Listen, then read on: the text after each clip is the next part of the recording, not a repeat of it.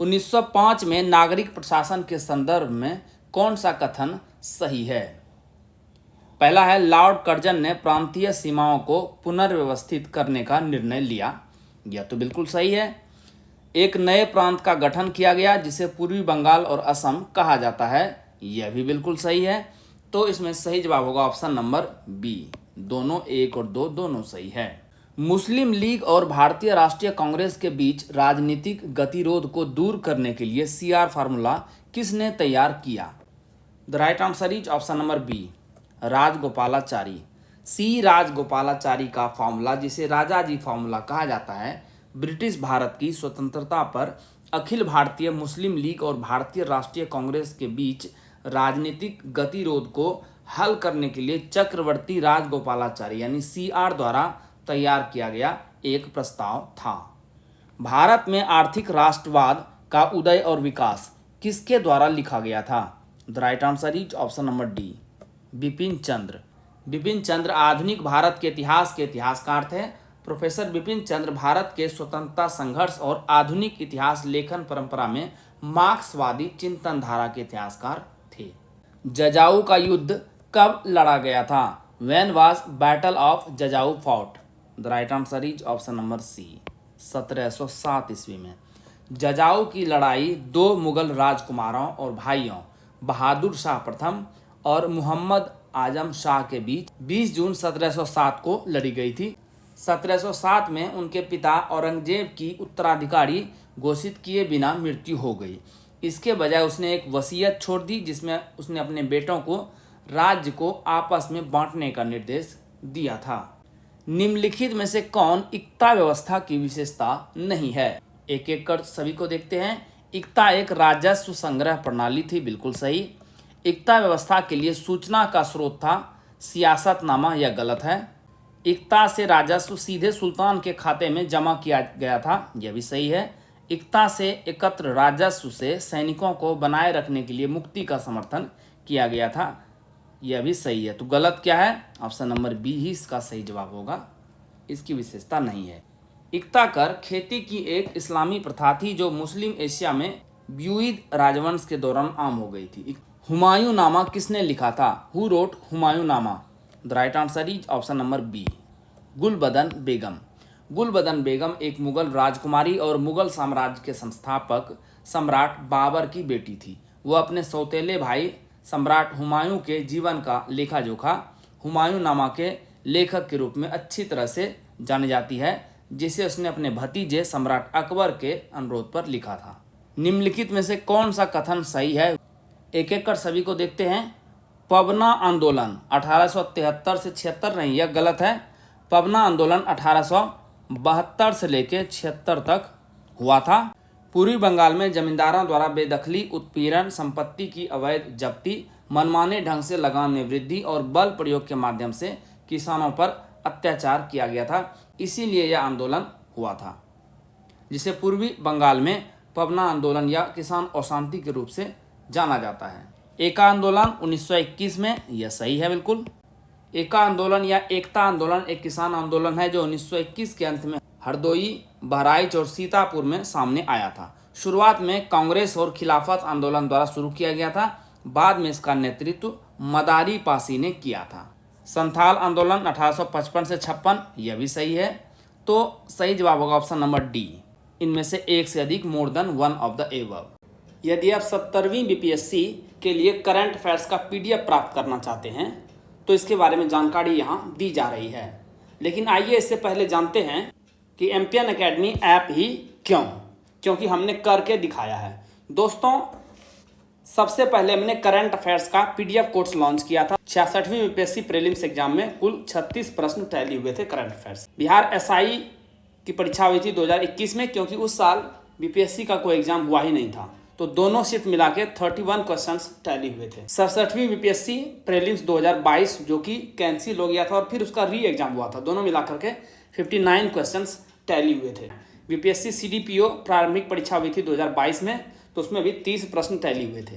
तो आपने देखा कि on an average 30 questions tally हो रहे हैं करंट अफेयर से सिर्फ। उसके बाद 2023 में हमने diamond static GK test series course launch किया करंट अफेयर्स के अलावे। तो परफॉर्मेंस 30 से बढ़ करके ऑलमोस्ट 45 हो गया है 68वीं और 69वीं में। तो आपने देखा 4 साल 6 exam, consistency at its best. इस बार हमने लॉन्च किया है एनसीईआरटी टेस्ट सीरीज सबसे पहले, और अब आ गया है डायमंड स्टैटिक जीके नोट्स भी, यानी प्रीलिम्स के लिए फुल कोर्स रेडी है हमारा। तो इस बार का 70वीं बीपीएससी का प्रीलिम्स का टारगेट रहेगा 120 आउट ऑफ 150। 120 प्रश्न टैली होते हुए दिखाई पड़ेंगे आपको, और इसीलिए हमने इस बार लॉन्च किया है मिशन 120। दोस्तों, इस एग्जाम्स में जितने भी प्रश्न टैली हुए हैं, यहाँ पर जो आंकड़ा दिया गया है, इसकी आप वीडियो हमारे एमपीएन एकेडमी के यूट्यूब चैनल और टेलीग्राम पेज पर भी मिल जाएगा सारा। ये वीडियो जरूर देखें, इससे आपको पता चलेगा कि प्रश्न किस प्रकार से आते हैं और आपको एमपीएन एकेडमी का यूज कैसे करना है बेटर वे में। दोस्तों, इस मिशन में 3 भाग हैं। सबसे पहले करंट अफेयर्स का पीडीएफ, जो कि सबसे पहले कोर्स लॉन्च हुआ था, वो अभी भी चल रहा है। उसके बाद है डायमंड स्टैटिक जीके नोट्स, यानी डीएसजी नोट्स, स्टैटिक पोर्शन का कंप्लीट कवरेज, और टेस्ट सीरीज 2 प्रकार के हैं, एनसीईआरटी टेस्ट सीरीज और diamond static GK test series. तो यदि आप तीनों कवर करते हैं तो हमारा सब मिलाकर के होता है मिशन 120, यानी एक ही लक्ष्य है 70वीं बीपीएससी प्रीलिम्स एग्जाम में 150 में से 120 प्रश्न टैली कराना। सबसे पहले करंट अफेयर्स, साल भर के करंट अफेयर्स को आप, यानी 1 ईयर ऑफ करंट अफेयर्स का सिस्टमेटिक रिवीजन कर सकते हैं केवल 18 घंटों में। आइए अब बात करते हैं newly launched diamond static GK notes की। सब्जेक्ट वाइज पीडीएफ नोट्स आपको मिलेंगे दोस्तों। और ये क्या है पीडीएफ नोट्स? इस पीडीएफ नोट्स में दोस्तों आपको एनसीईआरटी और स्टैंडर्ड बुक्स दोनों को मिला करके एक निचोड़ प्रस्तुत किया गया है। फैक्ट्स तो सारे मिलेंगे ही मिलेंगे, कंसेप्ट भी मिलेंगे। इसमें diagram, flow chart, pictures, tables और वन लाइनर्स सबका बेहतरीन आपको इस्तेमाल दिखेगा। आपको अलग से कोई भी नोट्स बनाने की जरूरत नहीं है। इसे आप स्टडी कीजिए और फास्ट टाइम में इसका रिवीजन कीजिए, है ना कमाल। इस प्रकार का कंटेंट आपको मार्केट में और ऑनलाइन कहीं भी उपलब्ध नहीं मिलेगा। अब आपने स्टडी तो कर ली है, इसका प्रैक्टिस भी तो जरूरी है। तो इसके लिए हमारे पास 2 तरह के टेस्ट सीरीज है, एक है एनसीईआरटी टेस्ट सीरीज और एक है diamond static GK test series. ये पीडीएफ नोट्स और टेस्ट सीरीज आपको मिलेगा कैसे? सबसे पहले आप MPN Academy app Google Play Store पर चले जाएंगे, उसे डाउनलोड कर लेंगे। आपको इस प्रकार का लोगो दिखेगा। ओटीपी डाल करके स्टोर सेक्शन में चले आएंगे, वहाँ पर जा कर के आप कोर्स चुनिए। जैसे ही कोर्स पर क्लिक करेंगे, वहाँ पर नीचे आपको दिखेगा आई एम इंटरेस्टेड का एक बटन। वहाँ जैसे ही क्लिक करेंगे तो आपको पेमेंट का लिंक उपलब्ध हो जाएगा आपके मैसेज में, और व्हाट्सएप पर भी लिंक आ जाएगा। वहाँ पर जाके शुल्क का भुगतान कर दीजिए। एमपीएन एकेडमी ऐप के कंटेंट सेक्शन में आपको कोर्स उपलब्ध हो जाएगा। सांप्रदायिक पुरस्कार की घोषणा किस वर्ष हुई थी? The communal award was announced in which year? The right answer is option number ए, 1932 में। सांप्रदायिक पुरस्कार 16 अगस्त 1932 को ब्रिटिश प्रधानमंत्री रामसे मैकडोनाल्ड द्वारा बनाया गया था। मैकडोनाल्ड अवार्ड के रूप में भी जाना जाता है। इसकी घोषणा गोलमेज सम्मेलन के बाद की गई थी और अलग अलग मतदाताओं को, निराश वर्गों और अन्य अल्पसंख्यकों के लिए विस्तारित किया गया था। जलियांवाला बाग हत्याकांड कब हुआ था? The right answer is option number B, 13 अप्रैल 1919। जलियांवाला बाग हत्याकांड, जिसे अमृतसर नरसंहार के रूप में भी जाना जाता है, 13 अप्रैल 1919 को हुआ था। भारतीय स्वतंत्रता समर्थक डॉक्टर सैफुद्दीन किचलू और डॉक्टर सत्यापाल की गिरफ्तारी के विरोध में पंजाब के अमृतसर के जलियांवाला बाग में एक बड़ी शांतिपूर्ण भीड़ जमा हो गई थी। जहां पर गोली किसने चलाया था? Please write in the comment section. Indian National Army के अधिकारियों का परीक्षण कहां आयोजित किया गया था? The trials of the officers of Indian National Army was held in, the right answer is option number A, Lal Qila, Delhi में। नवंबर 1945 में लाल किले में परीक्षण शुरू हुआ। एहसन खान, पी.के. सहगल और जी.एस. ढिल्लन, पहले 3 वरिष्ठ आईएनए अधिकारी स्वतंत्रता के लिए लड़ रहे भारत के प्रतीक बन गए। बंगाल की एशियाटिक सोसाइटी की स्थापना किसने की? The right answer is option number A, Sir William Jones. Bengal की एशियाटिक सोसाइटी विद्वान समाज की स्थापना 15 जनवरी 1784 को सर विलियम जोन्स, एक ब्रिटिश वकील और ओरिएंटलिस्ट तथा ओरिएंटल अध्ययन को प्रोत्साहित करने के लिए की गई थी। लंदन में आयोजित प्रथम गोलमेज सम्मेलन की अध्यक्षता किसने की? The right answer is option number A, Ramsay MacDonald. नवंबर 1930 से लेकर जनवरी 1931 तक गोलमेज सम्मेलन का औपचारिक उद्घाटन 12 नवंबर 1930 को लंदन में Royal Gallery House of Lords में महामहिम जॉर्ज पंचम द्वारा किया गया था और इसकी अध्यक्षता प्रधानमंत्री रामसे मैकडोनाल्ड ने की। जेम्स रामसे मैकडोनाल्ड ब्रिटिश राजनेता थे जिन्होंने यूनाइटेड किंगडम के प्रधानमंत्री के रूप में कार्य किया, जो पहले लेबर पार्टी से संबंधित थे। 1924 में 9 महीने और फिर 1929 और 1931 के बीच अल्पसंख्यक श्रम सरकारों का नेतृत्व इन्होंने किया था यूके में। सविनय अवज्ञा कार्यक्रम शुरू करने के लिए कार्य समिति को कांग्रेस के किस अधिवेशन में अधिकृत किया गया था? The right answer is option number C, Lahore. Lahore अधिवेशन 1929 में आयोजित किया गया था। अध्यक्ष थे जवाहरलाल नेहरू। इसमें कार्य समिति को सविनय अवज्ञा का एक कार्यक्रम शुरू करने के लिए अधिकृत किया गया था। महिला भारत संघ की स्थापना किस वर्ष हुई? यानी विमेंस इंडिया एसोसिएशन की बात हो रही है। The right answer is option number D, 1917 में। महिला भारतीय संघ की स्थापना 1917 में मद्रास के अडियार में एनी बेसेंट, मार्गरेट कजिन्स, जीना राजा दासा और अन्य लोगों ने 19वीं और 20वीं सदी की शुरुआत में महिलाओं को सामाजिक, आर्थिक और राजनीतिक मामलों में पीड़ित महिलाओं की दयनीय स्थिति से मुक्त करने के लिए की थी। कायरता और अहिंसा जल और अग्नि से अधिक एक साथ नहीं चलते, इस कथन का श्रेय किसको दिया जाता है? The right answer is option number B, Mahatma Gandhi. अपने 15 अगस्त 1920 के निबंध the doctrine of the sword में महात्मा गांधी ने लिखा है कि मैं जानता हूं कि जहां केवल कायरता और हिंसा के बीच विकल्प हो तो मैं हिंसा की सलाह दूंगा। भारत में अंग्रेजी को शिक्षा का माध्यम किस वर्ष बनाया गया था? The right answer is option number B, 1835। अंग्रेजी शिक्षा अधिनियम 1835 में भारतीय परिषद का एक विधायी अधिनियम था जो 1835 में ब्रिटिश भारत के गवर्नर जनरल विलियम बेंटिक द्वारा एक निर्णय को प्रभावी बनाने के लिए ईस्ट इंडिया कंपनी को शिक्षा पर खर्च करने के लिए ब्रिटिश संसद द्वारा आवश्यक धन को पुनः आवंटित करने के लिए दिया गया था और उसी वर्ष ब्रिटिश सरकार ने स्कूलों और विश्वविद्यालयों के लिए अंग्रेजी को शिक्षा के माध्यम के रूप में नामित किया। निम्नलिखित में से किस शिलालेख में अशोक ने अपनी प्रसिद्ध घोषणा की कि सभी पुरुष मेरे बच्चे हैं? The right answer is option number D, Kalinga rock edict 1। Ashoka ने खुद को माता पिता के रूप में संदर्भित किया और बोला कि सभी पुरुष मेरे बच्चे हैं। दीघा निकाय क्या है? The right answer is option number B, बौद्ध ग्रंथ। दीघा निकाय एक बौद्ध ग्रंथ है जो सुत्त पिटक में 5 निकायों या संग्रहों में से पहला है, जो बौद्ध धर्म के पाली टिपिटका की रचना करने वाले 3 टुकड़ी में से एक है। निम्नलिखित में से कौन यंग बंगाल मूवमेंट से जुड़ा है? The right answer is option number D, एक से अधिक। Henry Louis Vivian Derozio, Krishna Mohan Banerjee, ये दोनों सही जवाब होगा, एनी बेसेंट नहीं। यंग बंगाल आंदोलन के संस्थापक कौन थे? Henry Louis Vivian Derozio. यह आंदोलन बंगाल में अन्य आंदोलनों और बुद्धिजीवियों का समर्थन जुटाने में विफल रहा। राम गोपाल घोष, रामतनु लाहिरी, राधा नाथ सिकंदर आदि इस आंदोलन के कुछ अन्य प्रमुख सदस्य थे। निम्नलिखित में से कौन गवर्नर जनरल था जिसने अफगानिस्तान के प्रति उत्साही फॉरवर्ड नीति का पालन किया था? The right answer is option number D, Lord Lytton. Lytton 1876 और 1880 के बीच भारत के वायसराय थे। इन्हें प्रधानमंत्री बेंजामिन द्वारा नियुक्त किया गया था। अपने वायसरायल्टी के दौरान लिटन ने भारतीय प्रशासन में सुधार के लिए काम किया और 1876 से 78 के महान अकाल के लिए अपनी सरकार की बहुत आलोचनात्मक प्रतिक्रिया की निगरानी भी की। लिटन की अफगानिस्तान के प्रति उनकी मुखर आगे नीति यानी फॉरवर्ड नीति के लिए भी व्यापक रूप से आलोचना की गई थी, जो इनके विरोधियों के विचार में दूसरे एंग्लो अफगान युद्ध को भड़काने के लिए जिम्मेदार थे। इब्न बतूता किस देश के खोजकर्ता थे?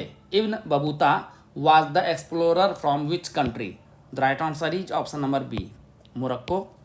इब्न बतूता एक मध्ययुगीन मुस्लिम यात्री था जिसने दुनिया के सबसे प्रसिद्ध यात्रा लॉग में से एक रिसलाह लिखा था। यह महान कार्य इस्लामी दुनिया के पार और बाहर लगभग 75,000 मील किलोमीटर में देखेंगे तो 1,20,000 किलोमीटर के साथ अपनी यात्रा में लोगों, स्थानों और संस्कृतियों का वर्णन करता है। गुजरात पर विजय की स्मृति में अकबर ने फतेहपुर सीकरी में बुलंद दरवाजा किस वर्ष बनवाया था? The right answer is option number C, 1575 में।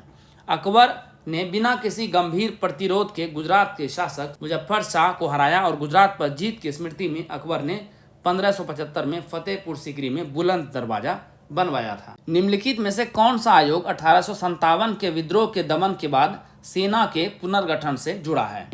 The right answer is option number B, Peel commission. Peel आयोग औपचारिक रूप से फिलिस्तीन रॉयल कमीशन के रूप में जाना जाता है। एक British royal commission of inquiry थी जिसकी अध्यक्षता लॉर्ड पील ने की थी, जिसे 1936 में अनिवार्य फिलिस्तीन में अशांति के कारणों की जांच के लिए नियुक्त किया गया था, जिसे 6 महीने के बाद ग्रेट ब्रिटेन द्वारा प्रशासित किया गया था। नियमित मुद्रा जारी करने और दिल्ली को अपने साम्राज्य की राजधानी घोषित करने वाला दिल्ली का पहला सुल्तान कौन था? The right answer is option number D, Iltutmish. Iltutmish Delhi का पहला सुल्तान था जिसने नियमित मुद्रा जारी की और दिल्ली को अपने साम्राज्य की राजधानी घोषित किया। वह मामलुक वंश से संबंधित दिल्ली सल्तनत, जो कि 1211 से लेकर के कार्यकाल देखेंगे तो 1236 तक चला था, कि तीसरे शासक थे। निम्नलिखित में से किस स्थल पर ताम्रपाषाण युग में खाद्यान्नों की सबसे बड़ी विविधता पाई गई है? The right answer is option number A, Navdatoli. Navdatoli एक आधुनिक गांव का नाम है, लेकिन मध्य भारत में मध्य प्रदेश में नर्मदा नदी पर स्थित एक ताम्रपाषाण युग की बस्ती का भी उल्लेख करता है। प्राचीन गांव 4 अस्थायी चरणों के माध्यम से बसा हुआ था। प्रत्येक को अलग अलग प्रकार के मिट्टी के बर्तनों द्वारा परिभाषित किया गया था। बिहार के किस क्षेत्र में पुरापाषाण कालीन स्थलों की खोज की गई है? The right answer is option number D, एक से अधिक। मुंगेर में भी और नालंदा में भी। मुंगेर और नालंदा में पुरापाषाण कालीन स्थलों की खोज की गई है।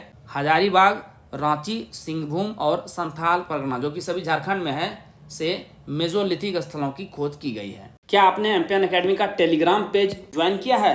नहीं? अरे अवश्य ज्वाइन कीजिए। इस प्रकार का लोगो आपको दिखेगा, सर्च कीजिए एमपीएन एकेडमी टेलीग्राम पर। क्या क्या मिलेगा आपको? बीपीएससी परीक्षा से संबंधित अपडेटेड न्यूज आपको मिलेगी। कोई भी नोटिफिकेशन आती है या पेपर में कोई न्यूज आती है तो आपको मिलती रहेगी।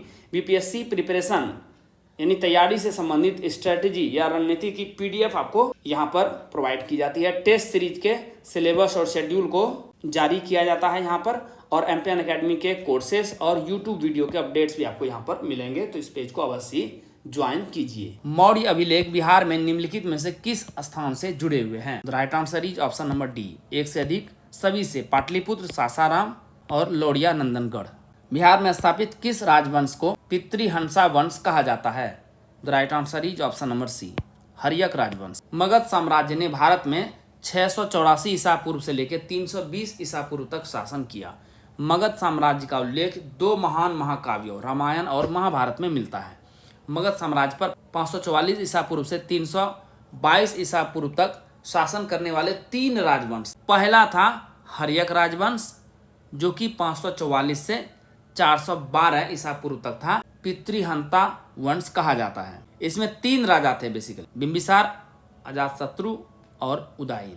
और 2 राजवंश कौन थे? दूसरा था शिशुनाग और तीसरा था नंद वंश, जिसके बाद मौर्य वंश की स्थापना की गई थी। पावापुरी में स्थित कमल रूपी तालाब के बीच बने जल मंदिर का संबंध किससे है? The right answer is option number B, Jain धर्म। जल मंदिर भारत के बिहार राज्य में पावापुरी, जिसे अप्पापुरी के नाम से भी जाना जाता है, जिसका अर्थ है पाप रहित शहर, में स्थित है। बिहार में निम्नलिखित में से किस एक स्थान से ताम्रपाषाण युग के अवशेष नहीं मिले हैं? The right answer is option number C, Pataliputra Patna से नहीं मिले हैं। भारत के पहले धातु युग को ताम्रपाषाण युग कहा जाता है, जिसमें पत्थर के साथ तांबे का उपयोग देखा जाता था। इसे पाषाण तांबा युग भी कहा जाता था। इन लोगों ने तांबे और पत्थर के उपयोग के साथ साथ औजार और हथियार बनाने के लिए निम्न श्रेणी के कांस्य का भी इस्तेमाल किया। सोनपुर, ताराडी, मनेर, सैनार, चिरंद, वैचर आदि से ताम्रपाषाण युग के अवशेष मिले हैं। बृहद्रथ वंश के राजा जरासंध के समय राजधानी क्या थी? The right answer is option number B, Girivraj या राजगीर। बृहद्रथ राजवंश मगध का पहला शासक वंश था। बृहद्रथ राजवंश के संस्थापक थे। ऋग्वेद में भी इसका नाम मिलता है। विष्णु पुराण के अनुसार मगध न केवल वैदिक काल में सबसे मूल्यवान राज्य था, बल्कि भारत में सभ्यता और शक्ति का केंद्र भी था। शिशुनाग वंश के दौरान मगध की राजधानी क्या थी? The right answer is option number D, एक से अधिक। राजगीर भी सही होगा और वैशाली भी सही। शिशुनाग ने 413 ईसा पूर्व में अपनी राजधानी राजगीर और बाद में पाटलिपुत्र, दोनों अब बिहार में हैं, के साथ अपने राजवंश की स्थापना की। बौद्ध स्रोतों से संकेत मिलता है कि वैशाली में इनकी एक माध्यमिक राजधानी थी, जो पहले वज्जी की राजधानी थी, जब तक कि इसे मगध ने जीत नहीं लिया। निम्नलिखित में से कौन प्राचीन भारत के आयुर्वेद से संबंधित है? The right answer is option number D, एक से अधिक। तीनों हैं, चरक, धन्वंतरी और सुश्रुत। अशोक ने निम्नलिखित में से किस स्तंभ में धम्म की व्याख्या की है? The right answer is option number B, दूसरा और सातवां। स्तंभ शिलालेख दूसरे में कहा गया है, धम्म को न्यूनतम पापों, कई गुणों, करुणा, स्वतंत्रता, सत्यता और पवित्रता के रूप में परिभाषित करता है, जबकि स्तंभ शिलालेख 7 धम्म की पूर्ति के लिए अशोक का कार्य, सभी संप्रदायों के लिए सहिष्णुता और साथ ही धम्म महामतों के बारे में भी यह बताता है। दोस्तों, इस वीडियो का पीडीएफ आपको हिंदी और इंग्लिश दोनों भाषाओं में अलग अलग फुल डिस्क्रिप्शन के साथ एमपीएन एकेडमी ऐप के करंट अफेयर्स कोर्स में मिल जाएगा। चलिए आज के इस सेशन का अंतिम प्रश्न हल करते हैं। पहली शताब्दी ईस्वी में किस भारतीय बौद्ध भिक्षु को चीन भेजा गया था? The right answer is option number C, Nagarjuna. Nagarjuna भारतीय बौद्ध दार्शनिक जिन्होंने शून्यता के सिद्धांत को व्यक्त किया और पारंपरिक रूप से मध्यमिका यानी मध्य मार्ग स्कूल के संस्थापक के रूप में माना जाता है, जो महायान बौद्ध दर्शन की एक महत्वपूर्ण परंपरा है। दोस्तों, इसी के साथ आज के सेशन को समाप्त करने की आपसे इजाजत चाहूंगा। वीडियो देखने के लिए बहुत बहुत धन्यवाद। Thank you very much. जल्द ही मिलते हैं अगले वीडियो में। All the best for your exam preparation.